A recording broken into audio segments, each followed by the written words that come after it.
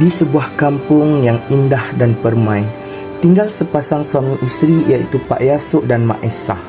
Mereka mempunyai 3 orang anak iaitu Sauki, Sulida dan Naimah serta dikurniakan 7 orang cucu. Pak Yasuk seorang tok dalang yang terkenal di kampung itu. Aktiviti wayang kulit sudah mendarah dalam jiwa Pak Yasuk. Namun begitu, tiada siapa pun yang mahu mewarisi kepakaran beliau.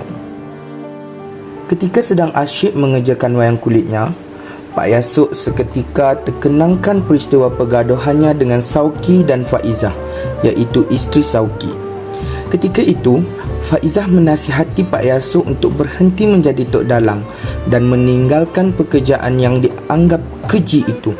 Perkara ini telah menyebabkan Pak Yasuk marah. Beliau tidak melanggar sebarang perintah agama pun. Dia ke surau dan solat seperti orang lain, membayar zakat seperti orang lain. Selain itu, wang yang dihasilkan daripada wayang kulit itulah yang menghantar anaknya ke universiti sehingga ada yang bergelar ustaz dan doktor. Itulah sumber rezeki Pak Yasuk membesarkan ketiga-tiga anaknya. Mengenang peristiwa itu, Pak Yasuk sebab seketika. Peristiwa ini juga menjadi sebab Sauki dan Faizah enggan meninggalkan anak mereka untuk tinggal bersama Pak Yasuk di kampung kerana takut anak mereka meminati ilmu mendalam. Kejadian tersebut menyebabkan Faizah enggan menjenguk Pak Yasuk dan Mak Esah di kampung.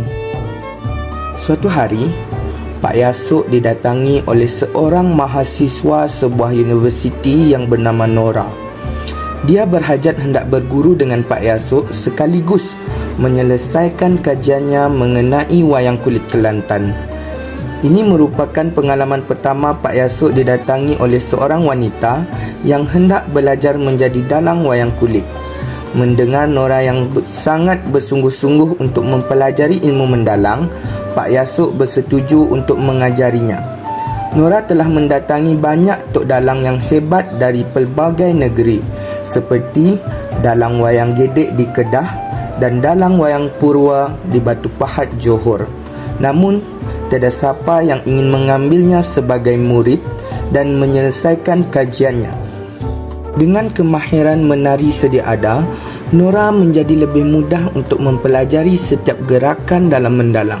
Kata Pak Yasuk, kelembutan yang dimiliki oleh Nora amat penting untuk menguasai segala pergerakan dalam mendalang.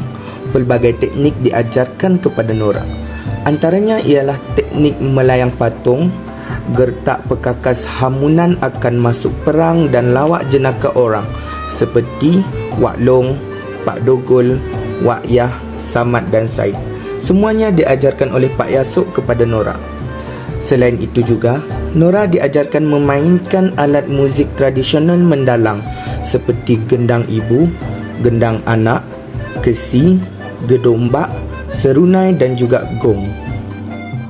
Setelah beberapa purnama mempelajari ilmu mendalang, tiba masanya untuk majlis memperlimaukan Nora sebagai dalang. Pak Yasuk sudah menyiapkan satu majlis khas untuk Nora kerana dia merupakan anak murid Pak Yasuk yang menjadi tok dalang wanita yang pertama di Kelantan. Semua anak-anak dan menantu serta cucu-cucunya dipanggil balik ke kampung bagi menyaksikan upacara itu. Naimah dan Sulida sudah pun tiba di kampung. Namun, Pak Yasuk enggan memulakan majlis kerana beliau masih lagi menunggu ketibaan Sauki dan Faizah. Akhirnya, mereka muncul dan Faizah pun merangkul tangan Pak Yasuk sejurus keluar daripada kereta sebagai tanda maafnya kepada Pak Yasuk.